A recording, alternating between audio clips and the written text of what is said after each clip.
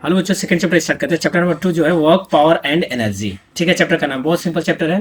और इस चैप्टर में क्या करना है, हमें जो जो पढ़ना है बस वही बात करेंगे, बकवास बात नहीं करेंगे, बिल्कुल simple, direct and SSC board के लिए है। तो देखो, ये शॉर्ट नोट्स है, छोटा सा। वर्क का डेफिनेशन पढ़ लेना आप लोग, जो कि आपके बुक में दिया हुआ डेफिनेशन, वहीं से पढ़ लेना डेफिनेशन जो दिया हुआ है आपके बुक में। ठीक है, अब आते हैं फॉर्मूला। फॉर्मूला क्या होता है वर्क डन का?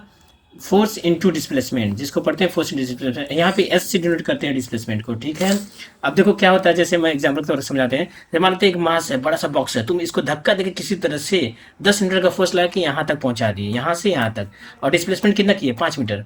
तो फॉर्मूला क्या है, एफ इंटू एस, मतलब फोर्स कितना, 10 मीटर, 10 को 10 रख देना और डिस्प्लेसमेंट को 5 रख देना, तुरंत क्या जाएगा, 50 जूल। तुम्हारा क्या जाएगा आंसर। अब सोचो जूल क्या है सर, इसी का ऐसा यूनिट है। ऐसा यूनिट निकलता है कैसे, आपको पता है, मैं बताऊँ फॉर्मूले से।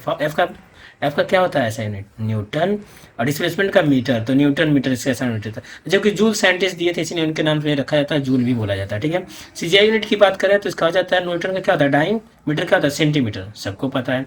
और जूल का जो हो जाता है सीधे अर्ग हो जाता है, अर्ग। ठीक है, अब एक फॉर्मूला होगा वोल्टन का एफ इंटू एस, तो दूसरा भी फॉर्मूला होगा। दूसरा फॉर्मूला है वोल्टन का एफ एस कॉस थीटा। फिर से कॉस थीटा आ गया ना, डरो मत, कॉस थीटा डरने वाली बात नहीं है, कॉस थीटा होता है, एफ एस कॉस थीटा। अगर एंगल दिया रहेगा, मतलब जैसे कि एग्जांपल यहाँ दिया हुआ है, देखो यहाँ पे एक बच्चा है, जो आप लोग भी बचपन में खेले होंगे, ऐसे रस्सी पड़े खींचे होंगे, 10 न्यूटन का फोर्स लगा के ऐसे खींच रहा है इधर। ठीक है, और एंगल जो बन रहा है इसका 60 डिग्री बन रहा है, तो हम फॉर्मूला यूज करेंगे F S cos theta. 10 Newton 60 degree angle बन रहा है, तो हम यूज करेंगे ये वाला फॉर्मूला, नहीं तो नहीं यूज करेंगे। ठीक है, F S cos theta use करेंगे। तो देखो यूज कैसे करेंगे, एफ कितना दिया हुआ है, 10 न्यूटन, 10 फुट कर दो। एस कितना दिया हुआ है, एस दिया हुआ है तुम्हारे पास, देखो 10 मीटर जा रहा है, ये चीज़ है, कोई यहाँ से यहाँ तक घिसका है, 10 मीटर तक घिसका दिया है, तो यहाँ से यहाँ तक गई, 10 मीटर दिया हुआ। एंगल कितना 60 डिग्री, तो इसमें पुट कर देना, तो क्या हो जाएगा 10 × 10 × cos 60 degree. Cos 60 degree value को याद करना पड़ेगा, हाफ होता, 1/2 होता, तो रख दो 10 × 10 100, 1/2, तो 1/2 काटोगे तो कितना आ जाएगा, 50 जूल, बिल्कुल आंसर। अब कॉस की सारी वैल्यूज आपको याद करनी पड़ेगी। कुछ स्पेशल केसेस है उसको देख लेते हैं फटाक से।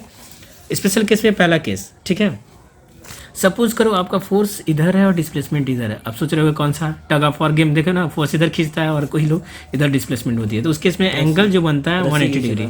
तो थीटा इक्वल टू कितना ले लेना, 180 डिग्री। ठीक है, थीटा इक्वल 180 डिग्री है। अब 180 डिग्री कॉस 180 डिग्री वैल्यू होती है -1, इसीलिए यहाँ पे डन जो भी निकालोगे ना फॉर्मूला करोगे तो नेगेटिव ही आएगा। Good, very good. Second case देखो, सेकंड केस में क्या होगा, अगर फोर्स इधर है और डिस्प्लेसमेंट के बीच में एंगल जो है 90 डिग्री है, तो एंगल कितना लोगे आप लोग, थीटा इक्वल टू 90 डिग्री लोगे। 90 डिग्री लेने के बाद कॉस 90 वैल्यू 0 होता है, अगर जिसको याद होगा तो अच्छी बात, नहीं याद है तो नहीं। इसलिए यहाँ पे ऑगडन 0 जाए, 0 से कोई भी मल्टीप्लाई होगा, 0 जहर होता है, सबको खा जाएगा।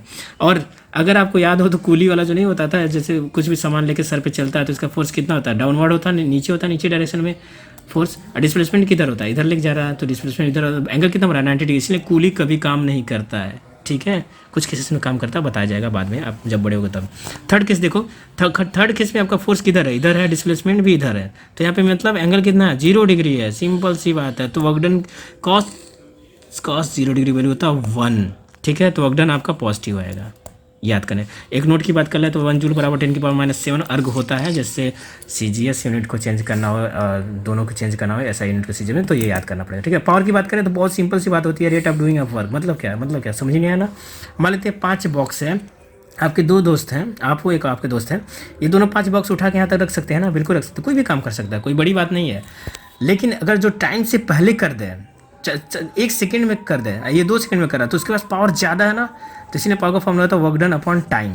ठीक है, अब वो वर्क डन है, अब एसआई यूनिट की बात करेंगे क्योंकि एसआई यूनिट की बात कर ही रहे हैं, तो एसआई यूनिट क्या हो जाएगा, वर्क डन का क्या है, जूल, टाइम का क्या है सेकेंड, तो जूल पर सेकेंड। अब वाट साइंटिस्ट दिए थे, इसलिए वाट भी इसका पावर होता है।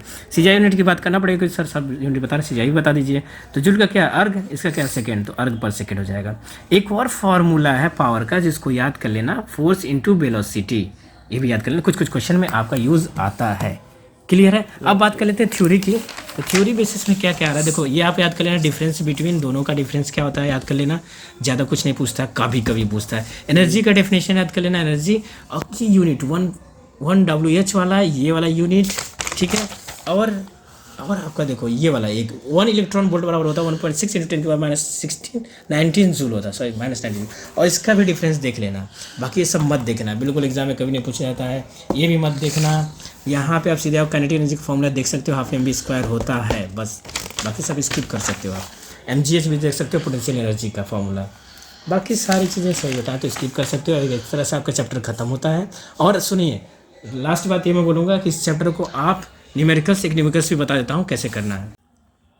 न्यूमेरिकल एक लगा ही लेते हैं क्वेश्चन को। देखो क्वेश्चन क्या दिया हुआ है, a body of mass 55 kg runs up A flight of 40 stairs.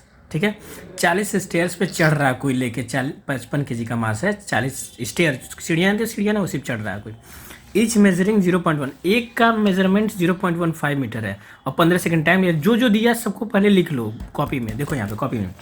ठीक है, गिवन दैट क्या दिया हुआ है, गिवन दैट सबसे पहले क्या क्या दिया हुआ है, देखो यहाँ पे मास कितना है 55 kg दिया हुआ है ना, और स्टेयर्स कितने हैं 40 स्टेयर्स हैं, एक का कितना डिस्टेंस है 0.15 मीटर, तो 40 का 0.515 से मीटर से मल्टीप्लाई करो तो कितना डिस्टेंस है आपका आ जाएगा। तो डिस्टेंस इक्वल टू हो जाएगा, distance equal to total 0.15 multiply by 40, तो ये आपका टोटल डिस्टेंस निकल जाएगा। और टाइम देखो, टाइम भी दिया हुआ है 15 सेकेंड, यहाँ देखो टाइम दिया हुआ 15 सेकेंड। सारी चीज़ें मैं लिख लिया।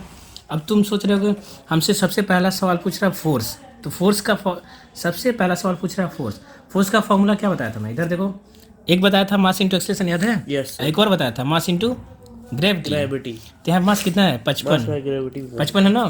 अब यहाँ पे एक्सेलरेशन कहीं दिख नहीं रहा है तो हम कौन सा यूज करेंगे, जी वाला, जो कि 10 होता है, तो हो जाएगा फोर्स कितना जाएगा 550 और न्यूटन इसका यूनिट होता है। yes, तो अब दूसरा देखो सवाल देख के वर्क डन पूछ रहा है, वर्क डन क्या होता है बताओ तो? F into S work done होता है F इंटू एस।